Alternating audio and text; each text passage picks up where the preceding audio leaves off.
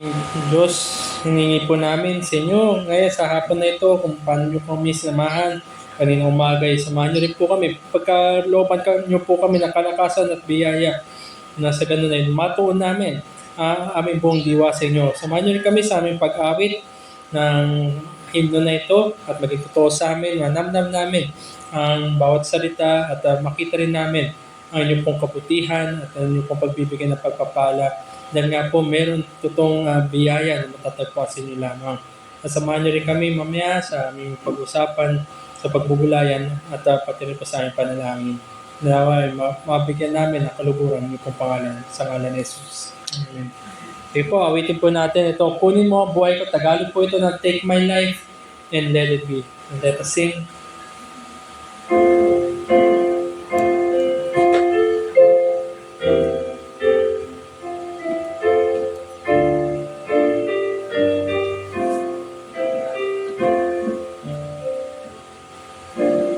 Kunin mo ang buhay ko, ilaan para sa'yo.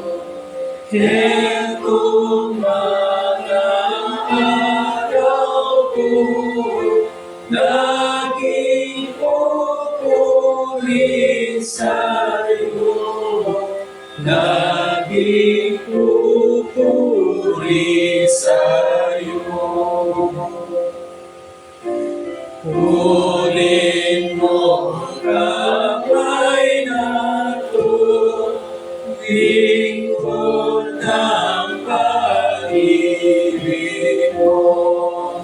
Aking pangay kunin mo, may siglang para sa'yo. May siglang para sa'yo.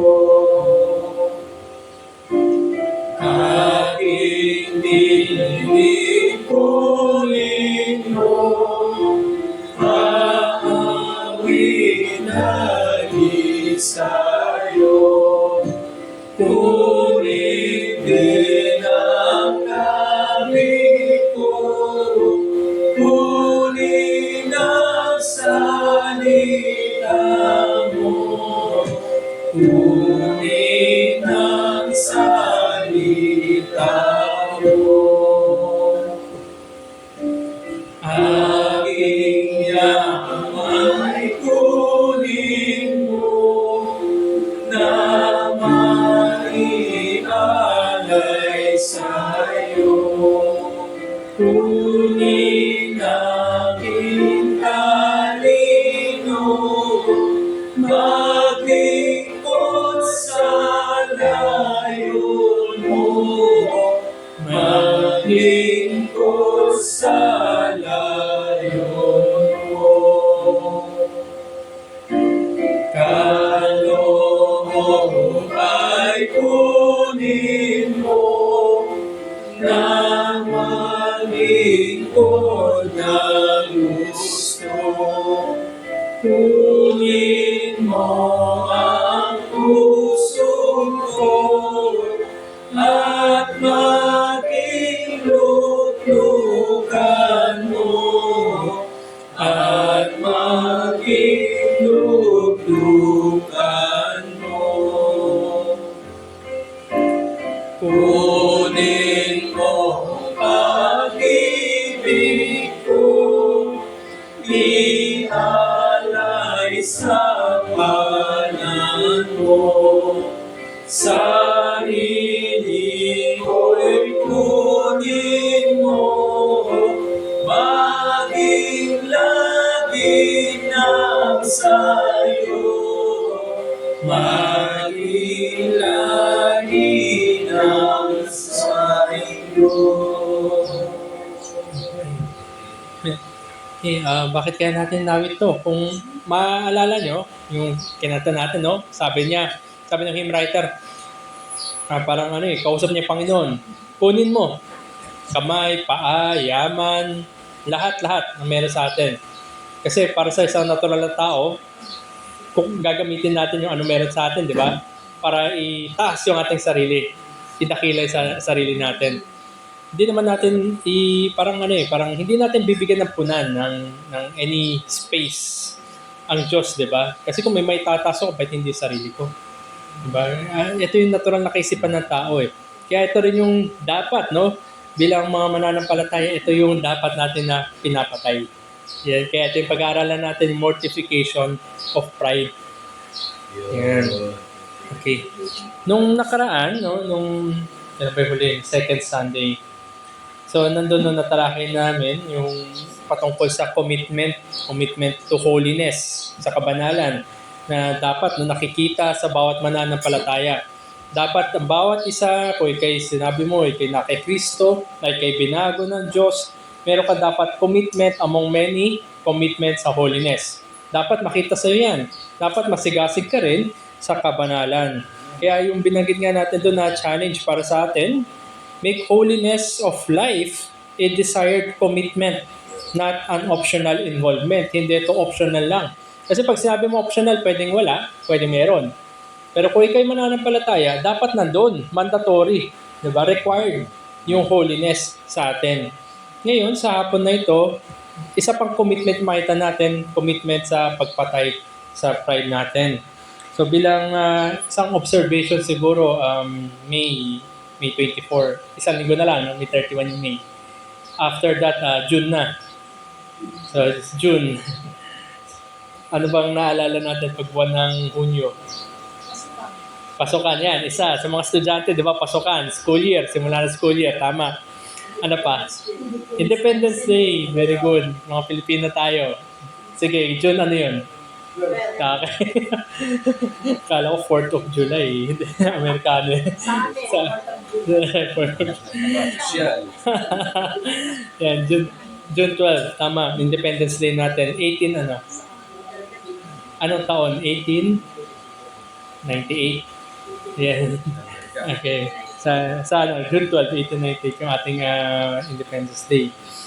Yan. Sa July 4, 1776. Tama? Okay. Ayan, 1776.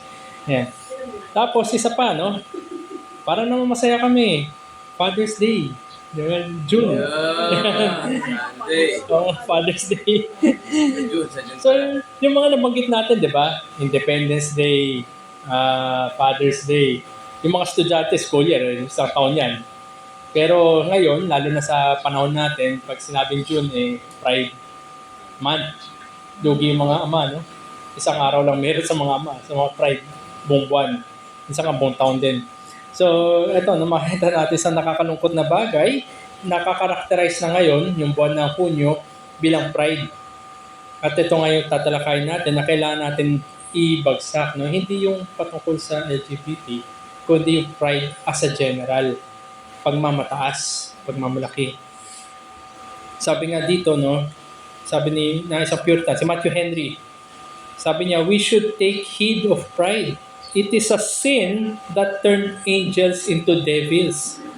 At kung ididikit natin dito, sabi nga ni Augustine, it was pride that turned the angel into devil. Pagmamataas, nabanggit nga sa Jude, kung paano, no, na yung mga anghel na hindi na natili sa kanilang postura, sa kanilang posisyon, nagrebel, nagkaroon na sigalot sa Diyos, sila yung mga devil at sila rin may hahatulan.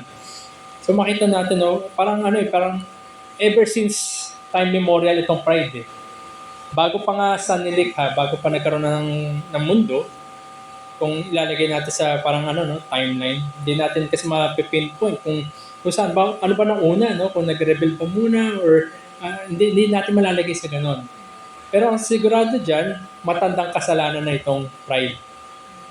Kahit naman doon sa hardin, yung ginawa ni Adan, mas nanindigan siya sa kanyang sariling kakayanan kaysa umasa sa Diyos. Tandaan natin, si Adan ay gawa sa alabok at sa hininga ng Diyos kaya siya nagkaroon ng buhay. Mas pinili niya yung alabok kaysa sa hininga ng Diyos sa paggawa niya ng kasalanan. That's pride. So, ito, no, pride is the fount of many other sins. Hindi kasi walang one fit na definition lang yung pride.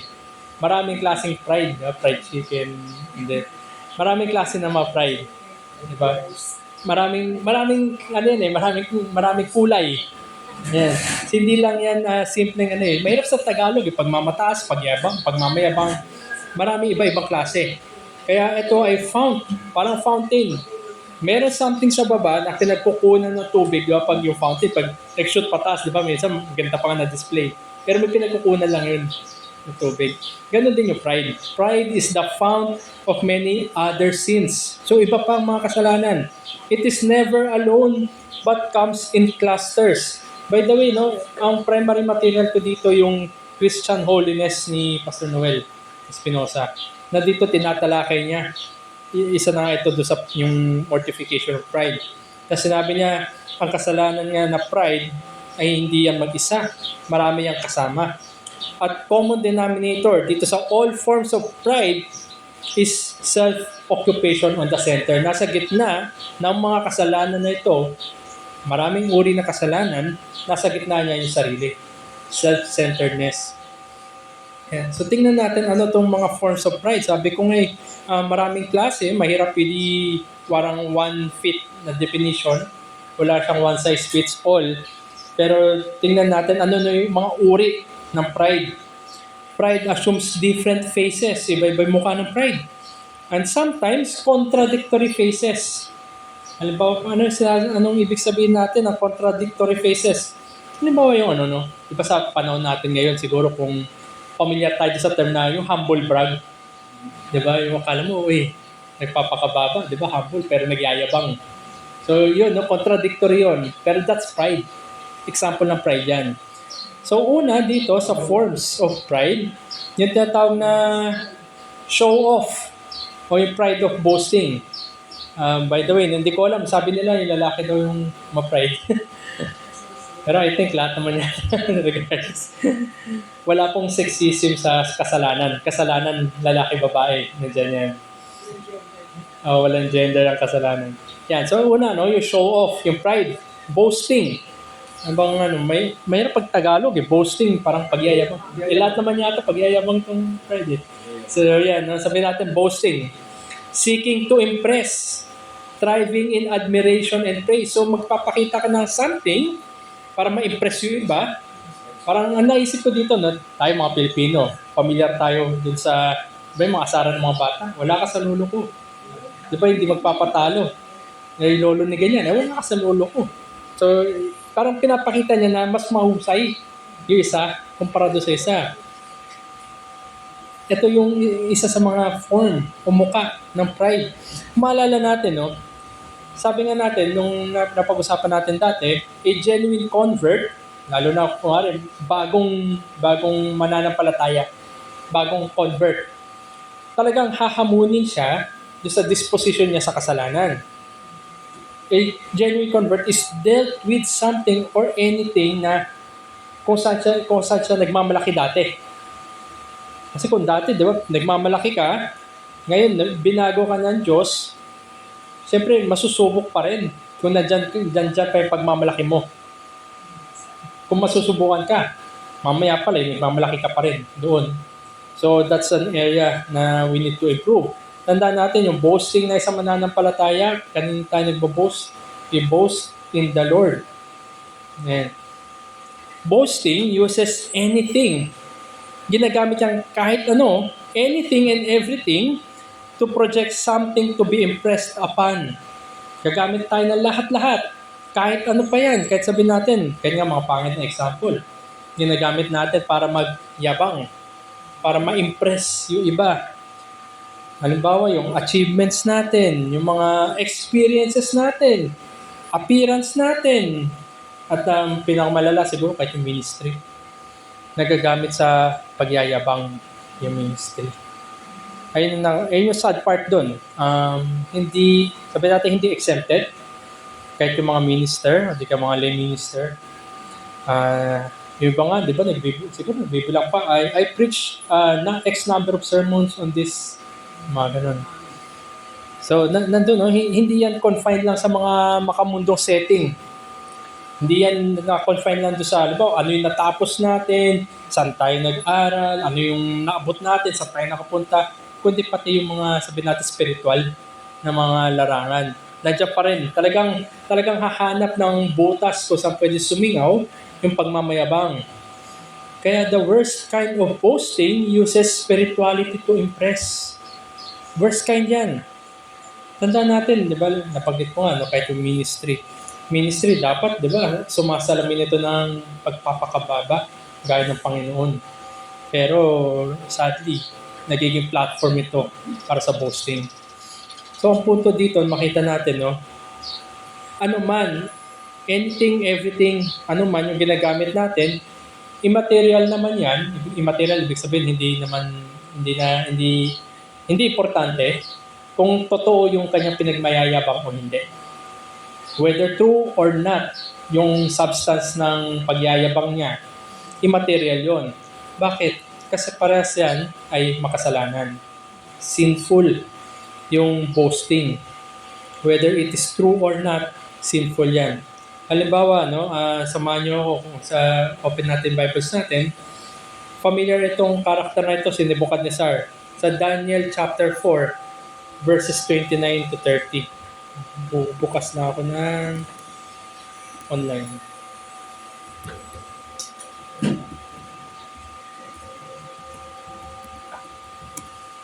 Daniel chapter 4, verses 29 to 30. Ito yung isang araw na kung saan namulat si Nebuchadnezzar, lumabas siya doon sa parang pavilion nung Daniel 4, 29 to 30.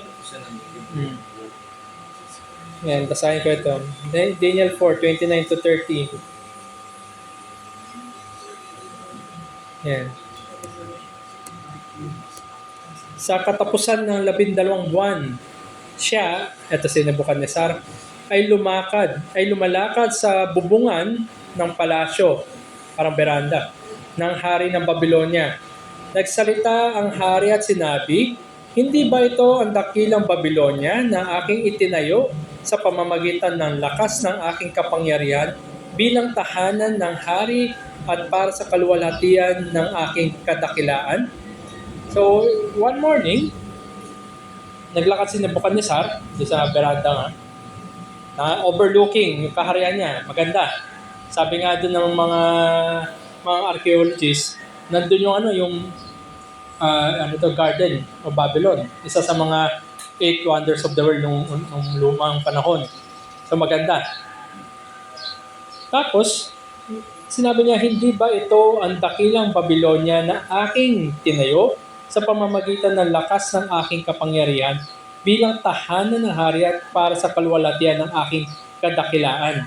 So doon meron siyang boasting. In a way, tama naman. Di ba? Dahil sa kapangyarihan niya na tayo ng Babylonia. So that's true. Tama naman yung statement na yon. So yan isang example ng totoo naman yung pagyayabang niya. Now, hanap tayo ng example ng hindi totoo yung pagyayabang. Open yung Bible nyo sa Acts 12. Acts chapter 12. Ang titingnan naman natin, si Herod. Isa sa mga Herod to. Acts 12. Verses 21 to 22. Si Herodes. Yan.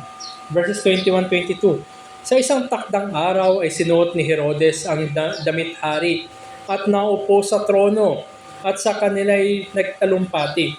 Ang taong bayan ay nagsisigaw, "Tinig ng Diyos at hindi ng tao." So ito, yung sinabi, no? Isang araw, nagsuot si Herodes ng damit hari. Hindi, syempre magkarbo yun. Tapos umupo siya doon sa trono, kasi hari siya eh. So umupo siya sa trono.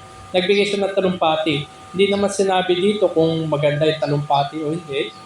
Pero ang sinabi dito, no, yung naging kilos, ang taong bayan ay nagsisigaw, "Tinig ng Diyos at hindi ng tao." So, regardless kung ano yung sinabi ni Herodes, ang tugon ng mga mamamayan, tinig ng Diyos at hindi ng tao. Siyempre, sa kaloob-looban ni Herodes, parang lumulutang na siguro siya. O Diyos eh. Oo, hindi naman niya sinabi hindi. Kundi kaya tinanggap bilang totoo. So ito ay example naman na pagmamataas, pagyayabang na hindi naman totoo. Kasi hindi naman yung tinig na Diyos, hindi siya Diyos. Kundi ito yung pagmamapuri lang sa sarili. Hindi kagaya nung kanina nakita natin si Nebuchadnezzar. Si Nebuchadnezzar, talaga naman na dahil sa kanyang kapangyarihan, sa kanyang otoridad, nagawa yung Babylon. Pero ito kasi, inangkin niya. Diba? Yung tinig ng Diyos at hindi tinig ng tao. Inangkin niya sa kanya sarili yung tinig ng Diyos. So ito, no, immaterial whether merong realidad doon sa pagmayayabang o yung sa kanyang pinagmamalaki. Si Nebuchadnezzar, oo, siya, dahil sa kanyang sariling kapangyarihan, nagawa yung Babylonia. Si Herod, hindi naman siya Diyos, pero inangkin pa rin niya. Parehas yung dalawang yun, yung nakita natin, no, totoo man o hindi, parehas yun na kasalanan sa harapan ng Diyos. So yun yung unang itsura o unang mukha ng pride, yung show off, yung boasting. Ikalawa na mukha ng pride is tinatawag na I and me, pride. Conceit. Conceit sa Tagalog. Parang yabang din, no? So, dito, no? Ito naman, sabi niya dito, seeing everything in one's own terms. Parang siguro sinusukat yung iba sa sarili.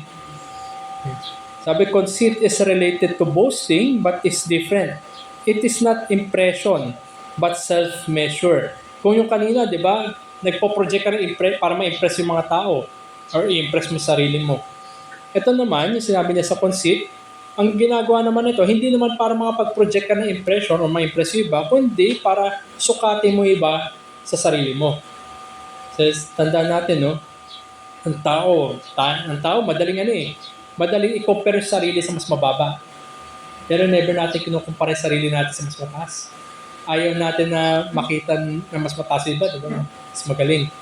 Kaya nga sabi nga nila, mas madaling tumingin pababa kaysa tumingin pataas. Yan. So, yun yung conceit. Conceit results to overestimation of oneself.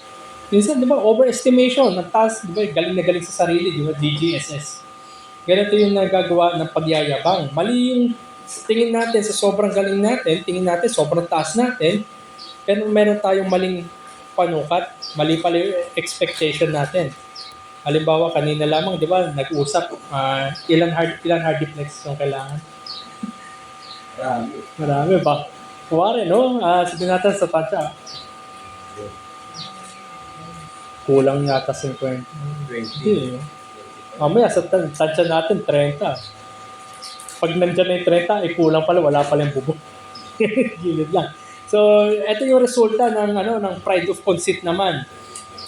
Masyado natin tinataas sa sarili natin, tapos sa huling, o sa final analysis, kulang pala. Kuwari, tingin natin hanggang dito tayo.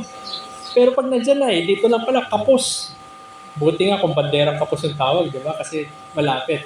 Pero hindi, malayo. Halimbawa, no? Buksan natin mga Biblia natin sa Galatians chapter 6. Kung Galatians chapter 6, maganda naman yung verses 1 and 2. Pero ang concern natin, itong verse 3. Galatians chapter 6, magtulungan sa isa't isa. Maganda ito. Verse 1, mga kapatid, kung ang isang tao ay natagpuan sa anumang pagsuway, kayong mga espiritual ay dapat panumbalikin siya sa espiritu ng kaamuhan.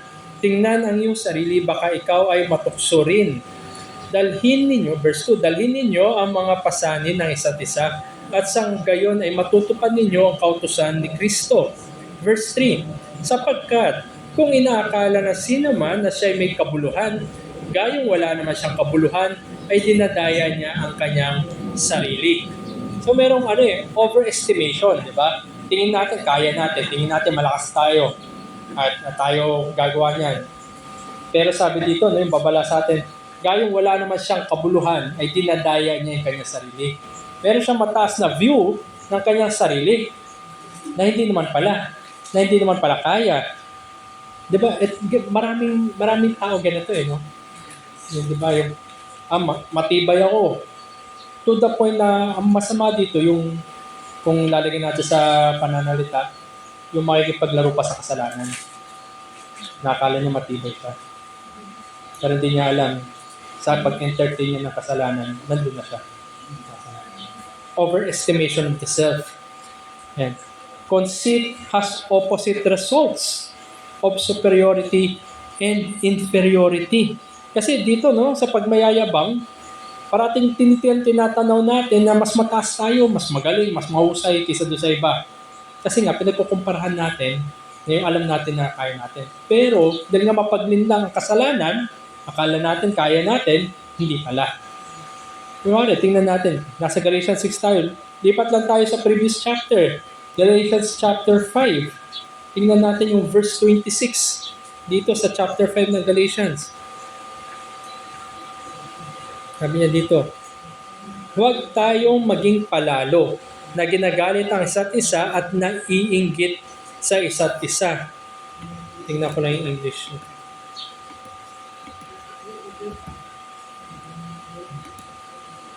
Tingnan ko yung English. Yan. Let us not become conceited. So, yun, palalo pala Tagalog. No conceit. Let us not become conceited, provoking one another, envying one another. So, ano yung resulta ng pagiging palalo, ng pagiging conceited? Provoking one another. Parang provoking, parang hinahamon mo yung kapwa mo. Tapos ito rin sabi, envying one another. Envy, one form of inggit. Parang nainggit ka, in a way. So, ito yung resulta. Dahil meron kang pagmamataas, tapos pag nakita mo na hindi mo pala kaya, mas mataas pala iba, nainggit ka ngayon. Pag nakita mo naman na mas mababa yung isa, parang pinoprovoke mo naman siya. Kung titingnan natin, lose-lose situation yan. Instead na magtulungan kayo bilang mananampalataya, di ba sabi, build one another up in love and good works. Walang building up na mangyayari dito. Ang mabibuild up lang yung galit, kasalanan. So, wag natin tingnan or wag tayo magpadala sa mga palalong kaisipan. Sabi nga dito, do self-examination of real status of growth and gifts. Parati tayo mag-self-examination. Iwasan natin yung kaisipan na mapagmataas, na nasa taas tayo. Iwasan natin yung kaisipan na ikukumpara yung sarili sa mas mababa, sa mas bata, or sabihin natin sa mas konting kakayanan. Kundi, parating self-examination, maging honest tayo sa ating sarili. Tandaan natin, no? Mahirap kasi yung dahil nga mapagmataas yung tingin sa sarili, nag-overcommit tayo, pero hindi naman tayo makapag-deliver. Diba? Overcommit, under-deliver. Anong example? Si Pedro, di ba huliin si Kristo? Ba, siya pa nasa harapan, siya pa matapang. Hindi, kung saan ka magpunta, nandun kami, hindi mangyayari yan. Sabi, di ba, ano nangyayari? O sige, nakuha nga niya espada, di ba, natapyas, yung tenga. Pero yung nagkagipitan na, tinanggi niya si Kristo 3 beses pa. So, masyado siyang mayapang. Tutusin. Overcommit, under-deliver. Kinukumpara niya marami yung sarili niya doon sa mga ibang apostol. Ibang apostol, kuwari si Juan, John the Beloved. Diba, nasa tabi lang ng Panginoon. Parang hindi makabasag pinggan siguro. Parang tingin siguro ni Pedro, ano ba naman to, yung apostol na to, mahina, parang ganun. Pero, nung nagkasubukan na, sinong mayabang? Yung mayabang, binabagsak. Ang mayabang, na lumalabas din, di ba? Nare-reveal din. Yung parang kung sasabihin natin, nasan yung tapang mo ngayon? Nasan yung yapang mo ngayon? So, yan na, kasalanan ito. So, kung yung unang muka ng pride ay yung pag-show off natin to impress. Yung pangalawa naman, yung pagiging palalo para magkaroon ng ginagawa natin sukatan yung sarili natin. Yung pangatlong muka ng pride, ito naman yung self-confidence, arrogance. Arrogance, pag sa Tagalog, yabang din eh. So, yan. So, nandun yung arrogance naman. Ano tong arrogance? Reliance on self and ability. Kung ano meron tayo, kaya natin. A sense of superiority. Dahil nga, kaya ko to, malakas ako gagawa nito. Arrogance is the fuel that drives selfish ambition. Dahil meron kang kakayanan, so mag-aambisyon ka ngayon. Kung titingnan natin no, sa kasaysayan, halimbawa sa mga gera, lahat naman ng gerang pandaigdig, nagsimula naman niya sa ambisyon. At ang sino yung nag-ambisyon? Yung may kakayanan. Hindi naman mag-ambisyon ng malaking walang kakayanan. Pangarap yun, panaginip yun. Pero kung may kakayanan ka, mukhang kaya, mukhang pwede. So, dyan nagsisimula yung problema. Tingnan natin halimbawa sa James chapter 3. James chapter 3, verses 14 to 16. James chapter 3, verses 14 to 16. Teka, ba't English? Masaya ka sa Tagalog.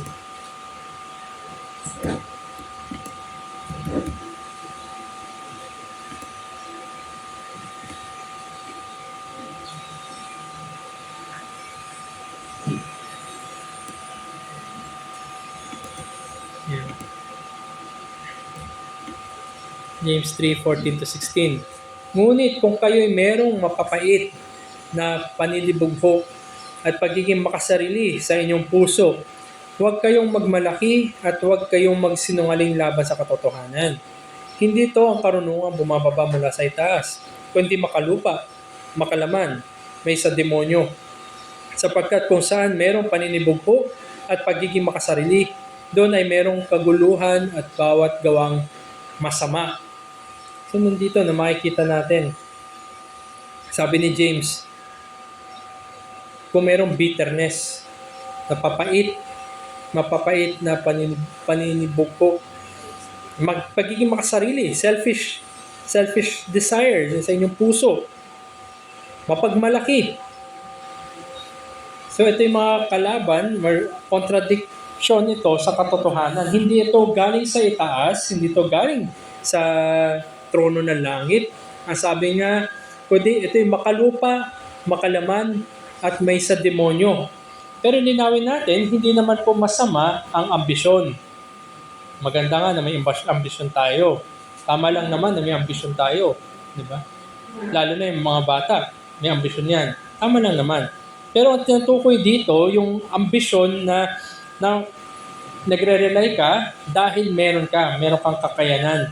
Tinatanggal natin sa equation yung pagsandal natin sa Diyos. Halimbawa, anong example nito? Kung meron tayong kung meron tayong kilala o kung pamilyar tayo, doon sa mga nagsasabi na self-made man sila. Halimbawa, isa sa mga pinakatanyag na self-made man, si Donald Trump. Kahit nung medyo bata-bata pa siya, sinasabi niya siya ay self-made man. Ibig sabihin, hindi siya nag-rely doon sa, sabi natin, sa nanay, tatay niya, kundi siya ay nagsikap ayon sa kanyang sariling kapangyarihan, ayon sa kanyang sarili. Tinanggal niya sa equation yung iba. Siya lang at sarili lang niya. So self-made men are men who relies on the self without acknowledging God's common grace. Ang isa na dapat hindi nawawala sa isang mananampalataya ay yung pagtanaw natin na lahat na ito ay nakukuha natin o di kaya pinagkakalob sa atin ayon lamang sa biyaya ng Diyos. Kahit halimbawa nung malakas nga tayo, sabi natin, masil-masil ka siguro, malusog. Pero kung hindi ka binigyan ng kalusugan ng Diyos, wala ka. Kahit sabihin natin, matalino tayo. Hindi naman tayo pinagkalooban ng Diyos ng mga opportunity. Parang yung talino natin, dito na lang. Hindi naman para sarili na lang natin yun. Huwag natin alisin sa ating isipan na ang Diyos ang nagbibigay. Na ang Diyos ang siyang kumikilos, ang Diyos ang siyang nagkakaloob. Nagkakaloob ng lakas sa atin para tayo magtrabaho. Nagkakaloob ng talino sa atin para magamit natin sa pag-iisip. At binibigay niya lahat ng yan para sa ma-enjoy natin yung buhay. Huwag natin tatanggalin ang Diyos sa equation natin. So ito yung pride of arrogance, yung reliance on oneself. So yung tatlo na yung tatalakay natin, yung show off o yung boasting para magkaroon ng impression yung iba. Ito naman yung pride, no conceit, yung para magkaroon ng panukat yung sarili laban sa iba. Yung arrogance naman na tinatanggal niya ang Diyos sa equation na meron lang siyang reliance on self and ability. Pang-apat na mukha ng pride, ito yung sabi natin ito siguro yung pinaka-common, yung never wrong, hindi tayo nagkakamali. Stubbornness. Stubbornness, matigas ang ulo. Diba? Pride yun, yung hindi tayo nagkakamali. Yan. Ang sabi dito, resistance to correction, rejection of rebuke. Kanina lang umaga, diba? Sabi nga doon sa teksto natin, yung pangaralan yung isa't isa, diba? Yung rebuke one another. Masakit, mahirap. Pag i-correct tayo, totoo yan eh. Hindi lang naman siguro sa akin, sa lahat siguro. Masakit. Pag minsan ka, hindi. Ano yan, gagawa pa tayo ng paraan para palabasin na tayong tama. Kahit mali na. So yun, ayaw natin ng correction. The stubborn refuses to see evidences of his fault. Lalo na kung mas malinaw pa sa umaga na ikaw yung may pagkakamali, maraming tao talagang pagmamatigasan. Paninindigan na lang yung mali kaysa aminin ko na nagkamali ako. Yan. Tingnan natin. Halimbawa sa Exodus 13. Exodus 13. Ito si Paraon. Ano ba sabi nila Moises kay Paraon? Simple lang naman, di ba? Let my people go so that they would worship the God on sa mountain. Hindi naman babalik naman sasamba lang. Yun lang naman yung original na request. Pero dito, no, di ba dumating na yung mga plague? Di ba, 10 yun. Kada isa, dapat, siguro kung halimbawa tayo, kasi tayo, we look back doon sa nangyari. Tayo, pwede natin i-assess kung ano yung, syempre, iba na yung konteksto ngayon doon. Kung titingnan natin, kasi nakita natin yung nangyari, kung papairalin natin, siguro yung common sense natin, dapat doon sa una pa lang, hindi ka mananalo sa digmaan na yan. Paraon, anong plano mo? Diba? Tapos, ba't hindi mo papagbigyan yung mga Israelita? Bakit kailangan pa dumaan sa ganyan? Diba? Agad sa huling plague, yung namatay yung firstborn. Diba? So, ito yung nangyari dito sa Exodus 13. Basahin ko yung verse 15. Ito, Exodus 13. Yan. Yung bawat panganay verse 15. Nang magmatigas ang Paraon na hindi kami payagang umalis, ay pinatay ng Panginoon ang lahat ng mga panganay sa lupain ng Ehipto, ang panganay ng tao at gayon din ang panganay ng hayop. Kaya't aking inihandog sa Panginoon ang lahat ng mga lalaki na nagbukas ng bahay bata, ngunit lahat ng panganay ng aking anak ay aking tinutubos. So nangyari, no? Ito na yung final plague. Yung lahat ng firstborn, pinatay. Hindi lang tao, pati hayop. Kung babalikan natin, hindi sana nangyari ito eh. Di ba? Kung pinalaya lang niya, pinibigyan lang niya. Pero ang sabi kasi dito, dahil sa katigasan, diba? Kinokorek na nga siya eh. Dumaan yung ilang plague na yung first 9 plagues. Hindi pa ba obvious na ito ay kamay ng Diyos? Na ito ay parang kaparusahan dahil sa katigasan ng iyong ulo na hindi mo payagan na sumamba ang mga tao ng Diyos? Pero hindi dahil sa kanyang, ayaw niyang tanggapin na yung pagkakamali niya eh. Fault naman talaga niya yun, di ba? Minsan nga, may ginagawa pa siya na nakakadagdag sa problema. Halimbawa, yung ginawang dugo, yung tubig. Anong pinagawa niya dyan sa mga magician niya? Di ba pina-reproduce? Hindi lalong dumami yung dugo doon sa tubig. Lalong hindi nakatulong. Dahil sa katigasan niya. At ngayon, ito, namatay na pati yung anak ng Paraon. Dahil sa katigasan niya. Hindi niya ina-acknowledge yung kanyang pagkakamali. Ganon din yung makikita natin sa Bagong Tipan. Halimbawa, sa John chapter 9. Yung mga Pariseo naman. Sa John chapter 9, basahin ko yung verse 34. Yan. Ito yung yung nagpagaling. Nagpagaling ating Panginoon ng isang bulag. Sa verse 34 ng John chapter 9, sabi niya dito, kanila sinagot siya, ipinanganak kang lubos sa kasalanan at tuturuan mo pa kami. So ito yung sabi ng mga Pariseo. So ganun yung tingin nila dito sa pinanganak na to, yung bulag. Parang ang dating ayaw nila i-acknowledge na si Jesus yung kausap nila, nagpagaling. Ayaw nila i-acknowledge na mali sila. Pero ang parang ginaslight pa yung dating. Diba? Na ikaw na pinanganak sa lubos na kasalanan at tuturuan mo pa kami. Siyempre, ma-pride yung mga Pariseo. Sila yung expert sa batas eh. Sila yung pinupuntahan ng mga Israel patungkol sa kautusan. At ayaw nilang tanggapin din. Ayaw nilang aminin na kinompronta na sila ng Mesiyas. So, hindi nila tinatanggap yun. So, when rebuke, yung pagkokorek, yung pangangaral, when rebuke is seen as a hate, the heart becomes callous to correction. Pag naging tinatanaw, ito yung madaling gawin, parang normal na tinatanaw natin yung correction bilang, personal to. Hindi natin tinatanggap na tama nga siya, kundi parang ang dating inaatake tayo. Pag gano'n na, yung puso natin parang puno-puno na ng kalyo. Alam natin yung kalyo, di ba? Hard skin, di ba? Matigas. Pag puno-puno na ng kalyo, sa sobrang kapal niya, sobrang tigas na niya, hindi natatagos yung correction dyan. Parang halimbawa, mga bata, di ba? Pag didisiplina sa mga bata, pinapalo hanggang malambot pa. Sa mga ayaw magdisiplina, sabi nga, kailan mo pa tuturuan yan kung kailan matigas na. Mahirap yun, walang mangyayari doon. Yeah. So, ganun ang correction. Kailangan na dapat makita natin, tanggapin natin yung pagkakamali natin. So, dahil nga sa pride, dahil nga kasalanan to, ayaw natin tanggapin na mali tayo, nandoon yung kasalanan ng pride. So, balikan ko yung apat. Una, yung boasting, nagsisik tayo to impress. Pangalawa, yung conceit. Meron tayong self-measure. Pangatlo, yung self-confidence naman natin, na tayo nagre-realize sa sarili lamang natin. Pang-apat, yung katigasan ng ulo, yung ayaw natin tumanggap ng correction. Pang-lima, ito yung tinatawag na holier than thou na pride, self-righteousness naman. In a way, pagsukat din to na sarili laban sa iba. Diba, mas banal ako, hindi ako nagaganyan. So, pride yan. Vanity yan kung tutusin in one's personal standing before God.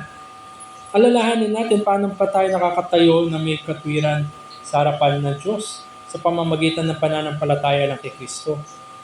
Wala sino man kayang o pwede magyabang sa harapan ng Diyos.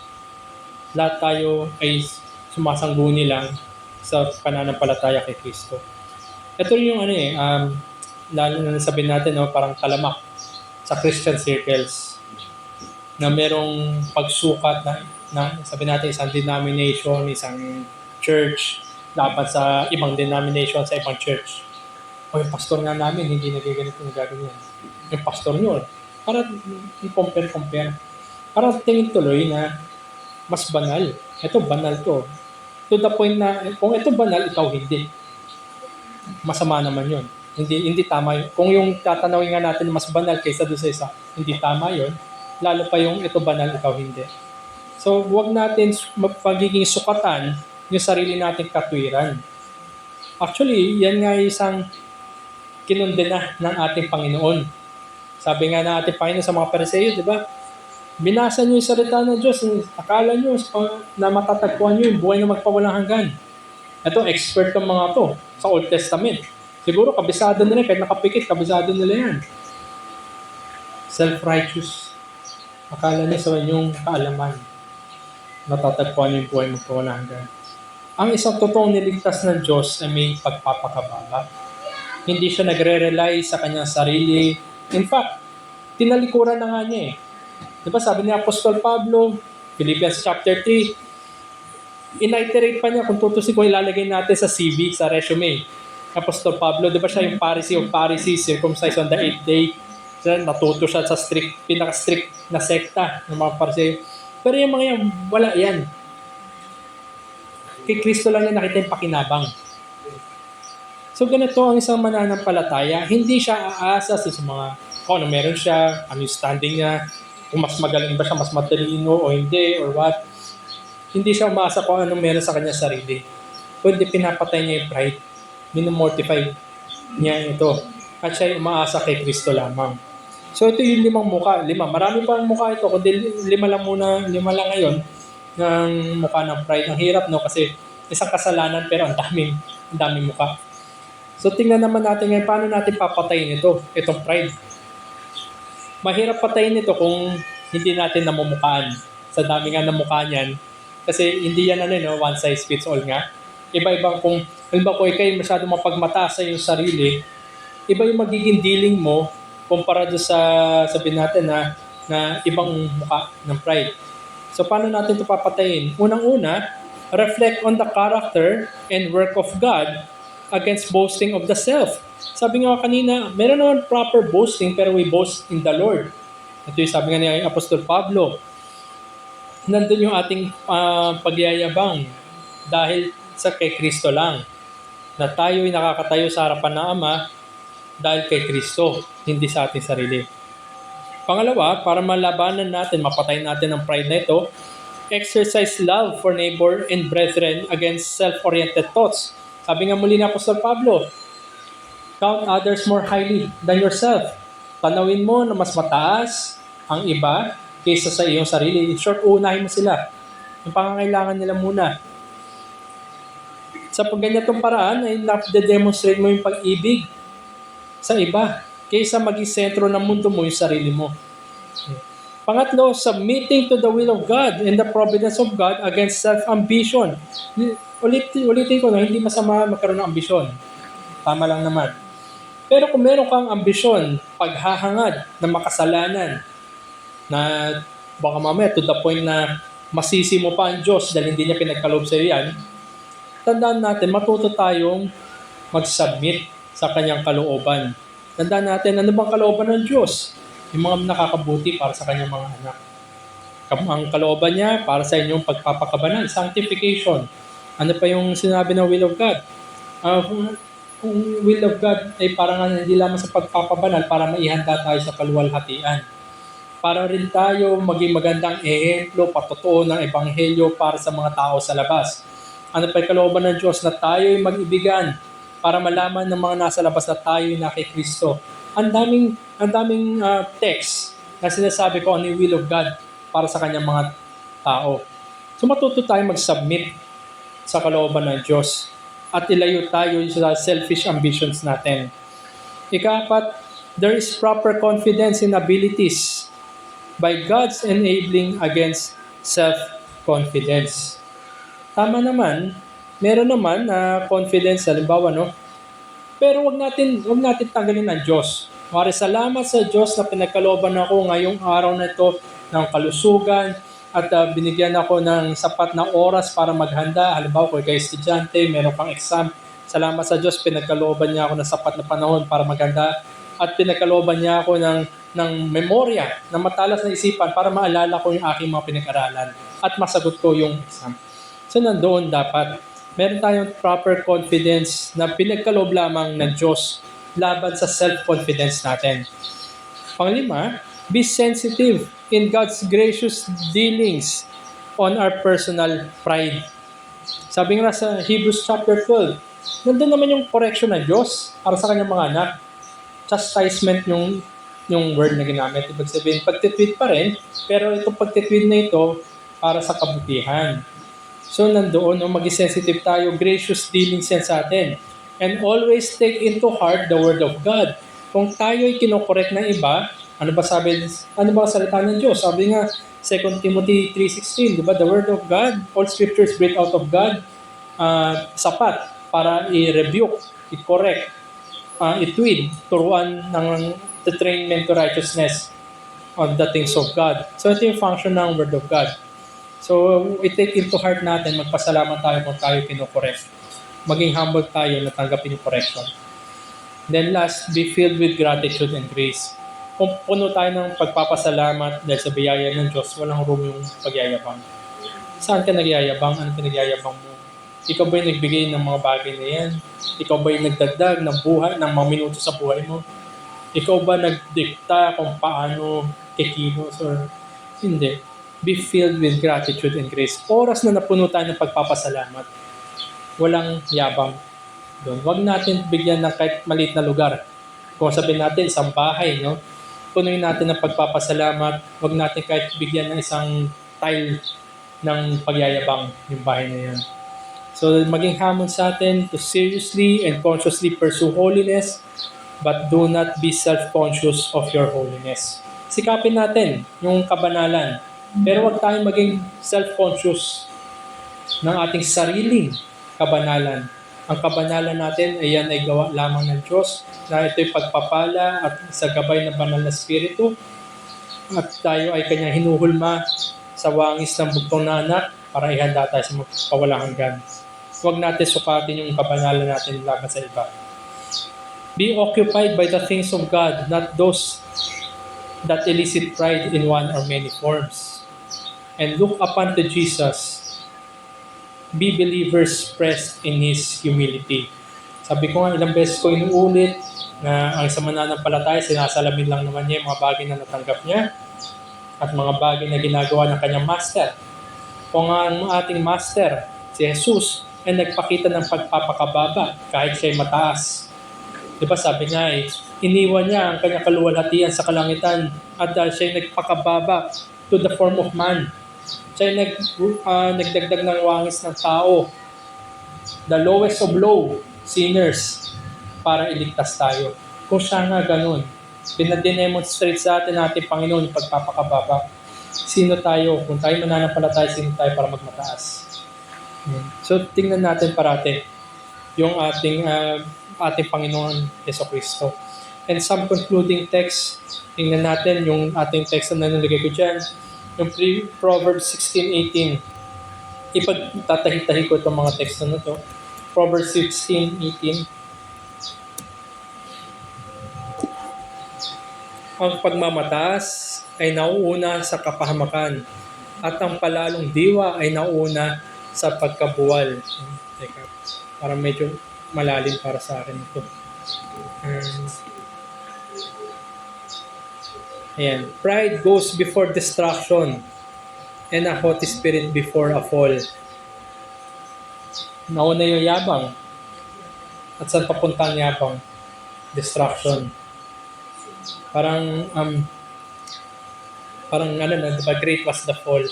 Parang Humpty Dumpty. Diba, sat on the wall. Tapos nung bumagsak ka, hindi na siya mabubo. Ganon din ang yabang. Maaring, nandun yung pagmamataas. Sa umpisa, nandun naman parating pagyayabang sa unan. Hanggang sa makita na wala na. Durog-durog na kung tutusin. Wala na imumuka. Dahil siya'y bumagsak. At tingnan natin ang ikalawang teksto. Matthew 23:12. Matthew.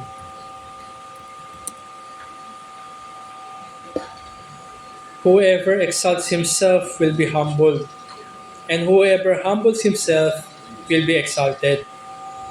Ang nagtataas ng kanya sarili ay ibababa, ibabagsak kung tutusin, at sino man ang nagbababa ng kanya sarili ay tataas.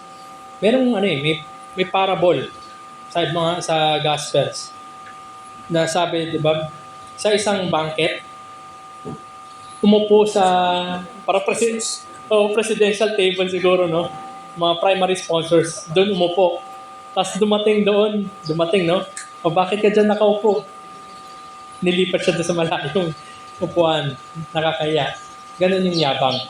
Sa umpisa ka lang mayabang, pero ikaw ay iha-humble ka pagdating ng panahon.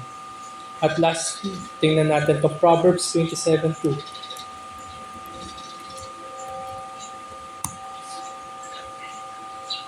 Proverbs 27:2, let another praise you and not your own mouth, a stranger and not your own lips. Ano yung common sa mga mayabang? Sila yung nagsasabi ng kanilang kayabangan.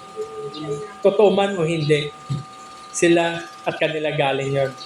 Parang sa lingwahe natin siguro, kwento mo yan.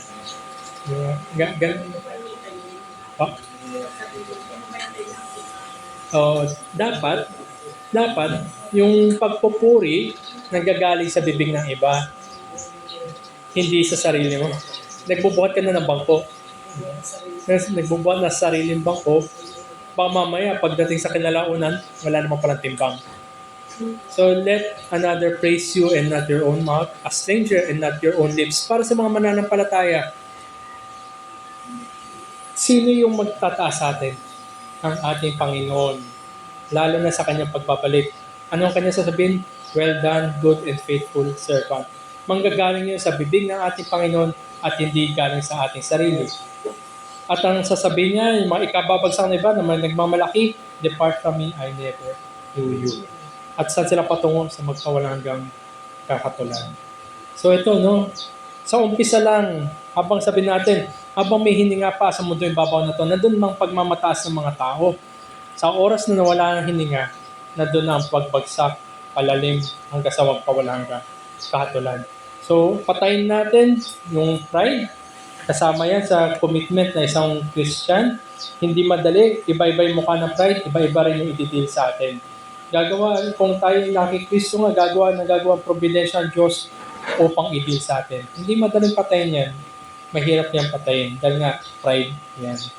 Dito po, dito po magtatapos. Meron po bang ano, gustong idagdag? Opo, yan, isa sa mga sinauna. Una sa lahat. Saka ano yan bundle parati yan, maraming kasama yan. Naka-label lang as pride, pero maraming kasama yan.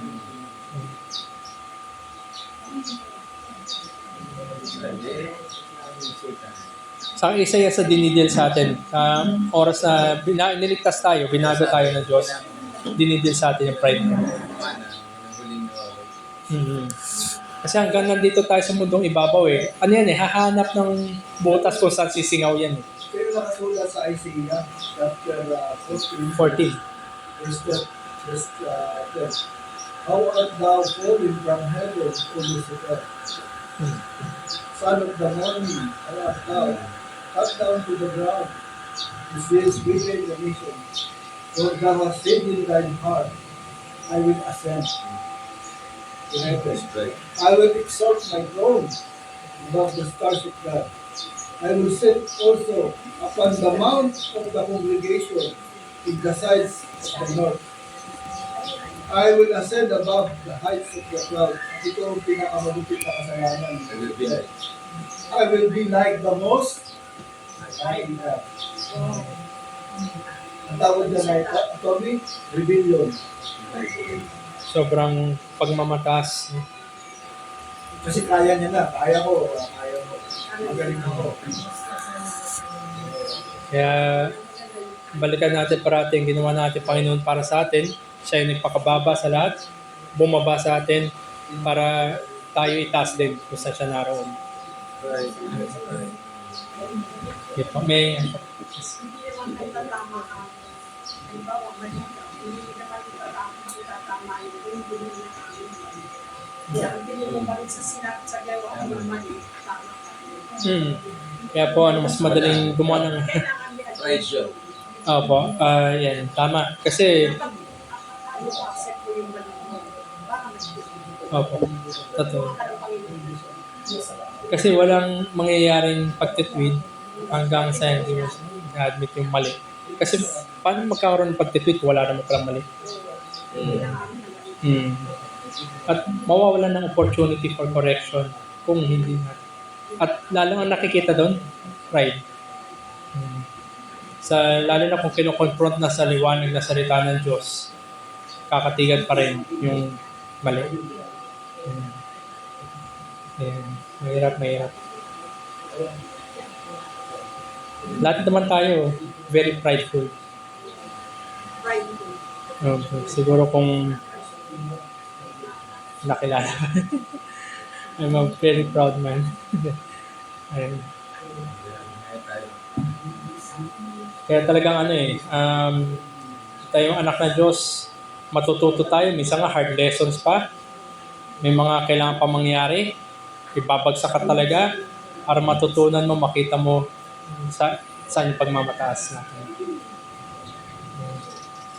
Share ko lang rin, itong part na to na parang medyo literal sa isang banda.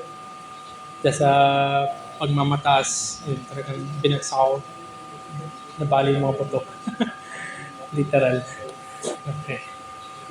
Sige pa, may pa? Okay. Kung wala na, tutuloy tayo sa panalangin.